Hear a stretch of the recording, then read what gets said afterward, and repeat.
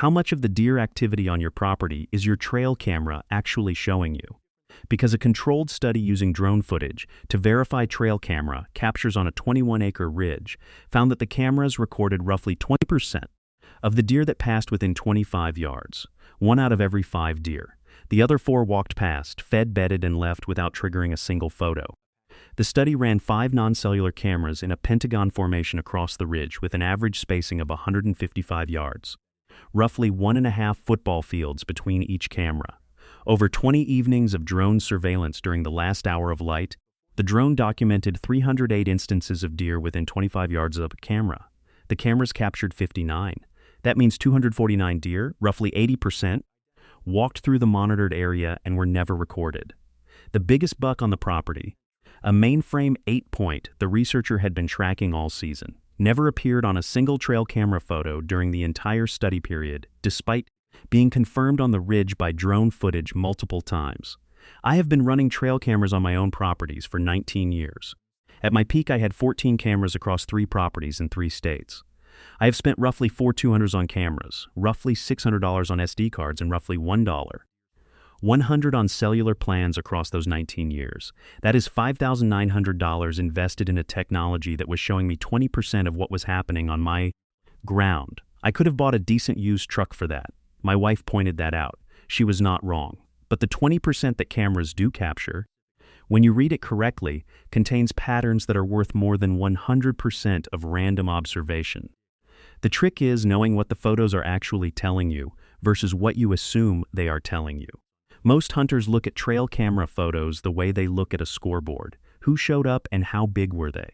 The real information is in the timestamps, the approach directions, the sequence of animals, and what is not in the frame. I am not saying cameras are useless. I am saying they are a starting point that most hunters treat as the full picture. And the gap between 20% and 100% is where the mature bucks live. If your camera data has ever contradicted what you observed from the stand, I want to hear the story.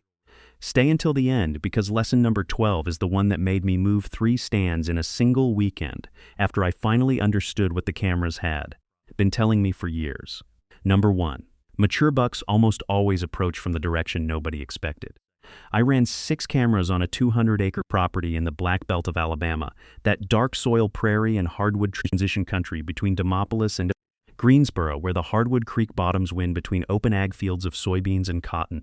Over 3 seasons, I compiled approach direction data on every mature buck photo.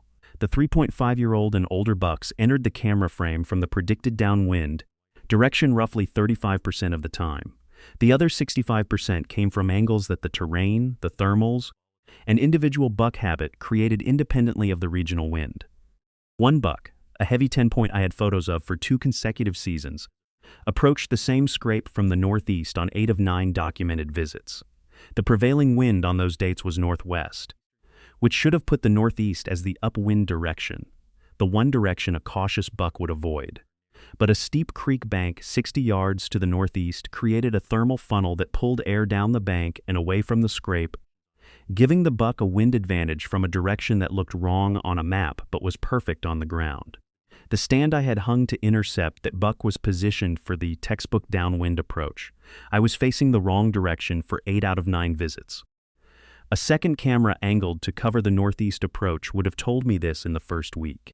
It took me 2 seasons because I only had one pointed the way I expected the buck to come. Number 2. The same buck uses the same trail at the same time on the same wind, every time. I documented this on my central Kansas property. That Flint Hills tallgrass and agricultural transition country west of Emporia, where the limestone ridges run north-south and the creek bottoms between them hold the only timber for miles. A 4.5-year-old buck I called Split because his G2 tine forked at the tip, used a specific trail along a fence row on west winds and a completely different trail through a cedar draw on east winds. On west winds, Split appeared on the fence row camera between 5:15 and 5:35 p.m. on 11 of 14 documented visits across October and early November. On east winds, he appeared on the cedar draw camera between 4:45 and 5:10 p.m. on 7 of 9 visits. Same buck, 2 trails, 2 timing windows. Completely predictable once I had enough data to see the pattern. If I had only run the fence row camera, I would have concluded he was a west wind only deer and never hunted him on east winds. The second camera on the cedar draw revealed a second huntable pattern that the first camera could not see. If you have documented a buck using different trails on different winds, leave it below. Quick pause here. Everything I just walked through, and 100 more tricks like it, is sitting inside the Buck Hunter's Bible, 2026 edition. 280 pages of the stuff that actually puts deer on the ground. And right now, if you grab it, I am throwing in the 30-day opening day roadmap completely free. That is a 60-page day-by-day to preseason plan that walks you from the first scout to opening morning. So you start this season ahead of every other hunter in the woods. Link in the description, QR code on screen. This is the season you stop guessing. Number 3. Most mature bucks pass through at the same 20-minute window day after day. When I plotted timestamps from Split's fence row visits on a chart, they clustered in a band roughly 20 minutes wide. Not 2 hours, not 45 minutes. 20 minutes. The NDA has documented this pattern across multiple trail camera studies, and it holds consistently. The buck is not choosing a random time. He is following a route timed by his bed-to-feed distance and his specific thermal schedule on that terrain. A hunter who arrives at the stand 30 minutes before the documented window with the correct wind and a clean entry has a predictable shot opportunity. A hunter who arrives at general shooting light and sits all day has a random chance. I killed Split at 5:22 p.m. on a west wind from the Fencerau stand.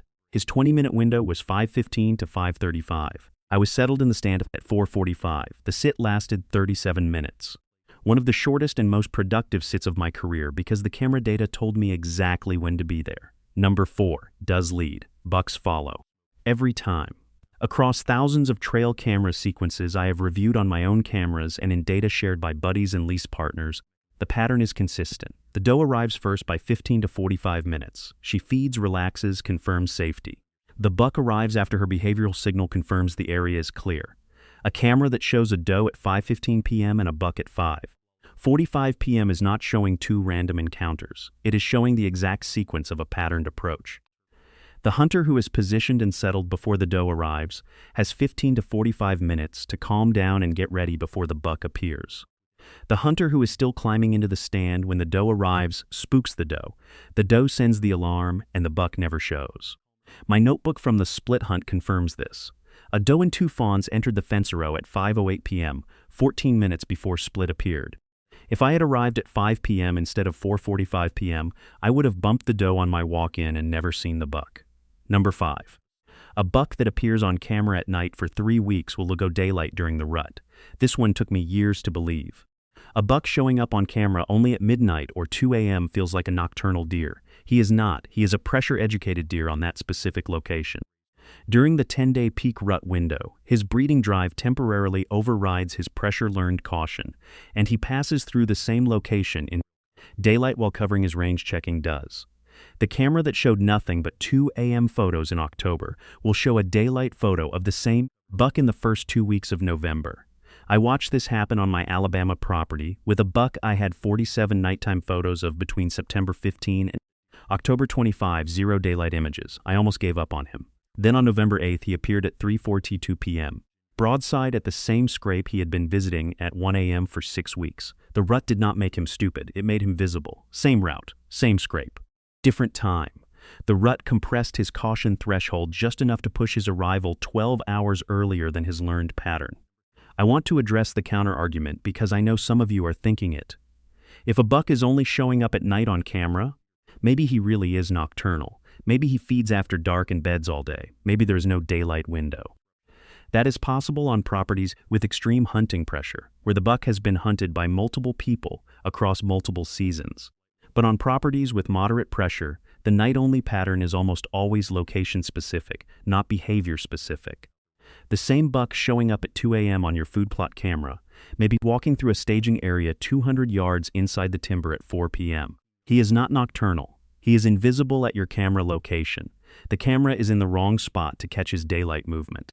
A second camera 200 yards deeper in the timber, at the staging area where he pauses before committing to the field, would show the daylight photos that your field camera is missing. Number 6. Bucks never approach a mock scrape from directly downwind. They circle to it. I built 4 mock scrapes on my Kansas property and ran cameras on each one for a full season. A mock scrape is a patch of cleared dirt about 2 feet across, roughly the size of a truck tire, that you create to imitate where a buck has pawed the ground, with a licking branch hung 4 to 5 feet above it, roughly the height of a door frame. On every documented mature buck visit, the buck entered the camera frame from a direction perpendicular or upwind to the scrape, not once from directly downwind. He had already wind-checked the scrape from 60 to 80 yards out, roughly the distance from home plate to the outfield wall, before entering the frame. He knew what was at the scrape before I saw him on camera. The stand I originally hung was 15 yards from the scrape on the downwind side. Textbook placement according to every hunting show I had ever watched. The problem was that the buck's wind check arc passed directly under my stand, 60 yards, before he reached the scrape. He was smelling me during his pre-approach circle. I moved the stand 40 yards off the scrape to a position on the perpendicular approach arc where he was walking toward the scrape, not wind checking it. That repositioning produced my first encounter with the buck inside 30 yards. Same scrape. Different stand angle. The camera data showed me the approach pattern. The first stand placement ignored it. Look, I am going to be straight with you. Everything I am walking through in this video is just a small piece of what is inside the Buck Hunter's Bible, 2026 edition. 280 pages. 101 field-tested tricks. And right now you also get the 30-day opening day roadmap free with it. A 60-page day-by-day plan that gets you ready before the season even starts.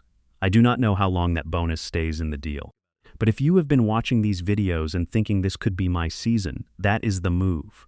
Link in the description below, QR code on screen. Make this the year. Number 7. A buck that stares directly at the camera has already scented it. A mature buck that stops, raises his head, and stares at the lens in a photo sequence has detected human scent on the camera housing or the infrared trigger glow, not the camera as a visual object. The nose reached the location before the eyes registered the shape. Every camera I install now gets wiped down with dead downwind field wipes at $8 per pack, and I wear rubber gloves during installation. The staring photo is not a trophy shot. It is a warning that your camera site is contaminated, and every photo after that one is from a deer that knows something is wrong. Number 8. Mature bucks change their patterns within 48 hours of your intrusion. Every time you pull a card, refresh a bait site, or walk to a camera, you leave scent that a mature buck detects within 24 hours. His response is not to leave. It is to shift his timing, his approach angle, or his visit frequency. A camera site accessed every 10 days produces progressively more nocturnal photos of the same buck across the season. The same camera on cellular mode, accessed once in August and left alone through November, produces consistent daylight photos all season. I switched my entire camera network to Tactacam Reveal X Gen 2 cellular cameras at roughly $120 each 3 seasons ago. The upfront cost hurt. The data quality improved so dramatically that I will never pull another SD card during hunting season. The cost comparison over 3 seasons is roughly $160 in cellular plans versus the 3 to 4 mature buck encounters I gained by not contaminating my camera. Sites with monthly card pulls. A Reconyx Hyperfire 2 at $350 takes better photos. A Browning Defender Ridgeline at $90 is cheaper. But neither of them sends photos to my phone without me walking to the tree. The Tactacam at $120 with a $10 monthly plan keeps my boots out of the timber during the season. The boots are the variable, not the image quality. Number 9. The biggest buck on the property is almost always the least photographed. On my northern Michigan up property, that boreal spruce and hardwood transition country south of Marquette, where the terrain is flat and the cover is thick, I ran 8 cameras for 2 full seasons. A 3.5-year-old 8-point had 67 photos across the network. A 5.5-year-old 10-point had 4 photos, all 4 at night. All 4 from the same approach angle on the same camera. The 67-photo buck was subordinate. The 4-photo buck was dominant. The hunter who chases the most photographed deer is hunting the second-best buck on the property. The dominant animal's 4 photos tell you more about his pattern than 67 photos of a deer that moves carelessly because he is not old enough to know better. All 4 photos were from the northwest side of the same camera. All 4 were between 11:30 p.m. and 1:15 a.m. All 4 showed him traveling east to west. That tells me his bedding area is to the east of the camera, his food source is to the west, and his nightly travel window is late, roughly midnight. A single camera positioned 100 yards east of the existing camera, deeper into the cover he is bedding in, would likely catch him during the afternoon staging movement that the food source camera never sees.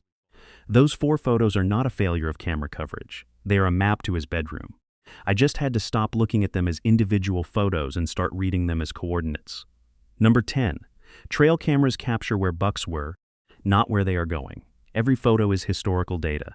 A camera that shows a buck at a scrape on October 18th tells you he visited that scrape on October 18th. It does not tell you whether he will return, what wind he used to approach, or whether that scrape is still active 2 weeks later. I made this mistake on my Alabama property when I committed a stand to a scrape that had heavy camera activity in mid-October. By the time I hunted it on November 3rd, the scrape had gone cold. The buck had shifted his route 200 yards south to a different scrape cluster, closer to where the does had relocated. The camera data was 2 weeks old. The deer had moved on. Ground truthing the sign before committing the stand would have caught the shift. Number 11. Last light only bucks make one daylight mistake per season, almost always on a cold front. A buck that appears on camera at 6:25, 6:28, 6. 30 p.m. across multiple weeks is operating at the edge of his comfort threshold. He is almost daylight, but not quite committed.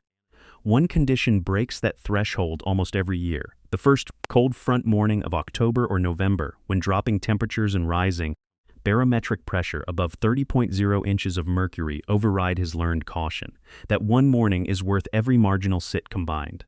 My camera data from 3 seasons shows that bucks classified as last light only appeared an average of 42 minutes earlier, on the first post-cold front morning compared to their established pattern. 42 minutes. That is the difference between a last light glimpse and a 25-yard broadside shot with daylight to spare. The buck you are hunting already knows your stand is there.